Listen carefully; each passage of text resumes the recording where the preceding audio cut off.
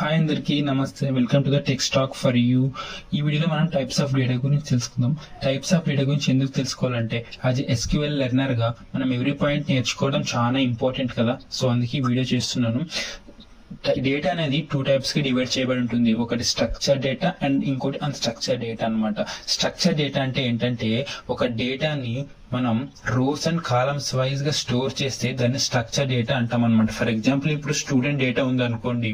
Student data అనేది మనం tables wise గా అంటే rows columns roll number name అనుకుంటే 1 ఏ అనుకుంటే ఇక్కడ రోల్ నంబర్ 1 నేమ్ అనేది ఏ అనుకుంటే ఇక్కడ కాలమ్స్ రోస్ వైజ్ గా డేటాను స్టోర్ చేస్తున్నాం కాబట్టి దీన్ని మనం స్ట్రక్చర్ డేటా అని చెప్పుకోవచ్చండి. ఈ స్ట్రక్చర్ డేటాని మేనేజ్ చేయడానికే మనకి ఎస్క్యూఎల్ యూజ్ చేస్తాం. ఈ పాయింట్ బాగా గుర్తుపెట్టుకో, ఇక్కడ వచ్చింది మనకి కావాల్సిన పాయింట్. ఈ ఎస్క్యూఎల్ గురించి తెలుసుకుందాం నెక్స్ట్ లో.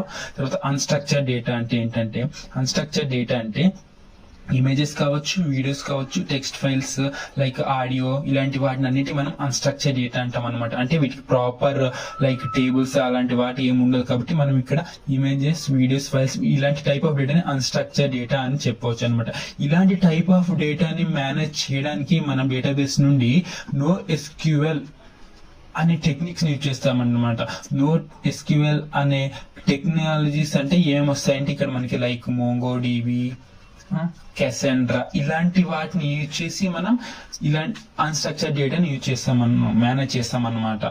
ఈ పాయింట్ అర్థమైంది అనుకుంటాను. నెక్స్ట్ ఇంకోటి సెమీ స్ట్రక్చర్డ్ కూడా చెప్పుకోవచ్చు మనము. సెమీ స్ట్రక్చర్డ్ అంటే లైక్ 50% స్ట్రక్చర్డ్ అండ్ 50% అన్స్ట్రక్చర్డ్ అని చెప్పుకుంటే మీకు బాగా అర్థమవుతుందని చెప్తున్నాను. సెమీ స్ట్రక్చర్డ్ అంటే సెమీ స్ట్రక్చర్ డేటాని మేనేజ్ చేయడానికి మనం XML అని చెప్పుకోవచ్చు అండ్ JSON అని చెప్పుకోవచ్చు. ఈ JSON అండ్ XML మీద మీకు అంత ఐడియా లేకపోతే ఒకసారి థింక్ చేయండి. వెబ్సైట్స్ అనేటివి ఎలా వర్క్ అవుతాయి, డేటా అనేది ఎలా యాక్సెస్ చేయబడుతుంది అని థింక్ చేయగలిగితే మనకి JSON అంటే ఏంటో, XML అంటే ఏంటో అర్థమవుతుంది. వీటి గురించి మీరు పక్కన పెట్టేయండి. ఈ స్ట్రక్చర్ డేటా అనే వాటి మీద ఒక్కటి మంచిగా ఫోకస్ చేసేసి SQL ని ఇన్ డెప్త్ గా నేర్చేసుకుందాం.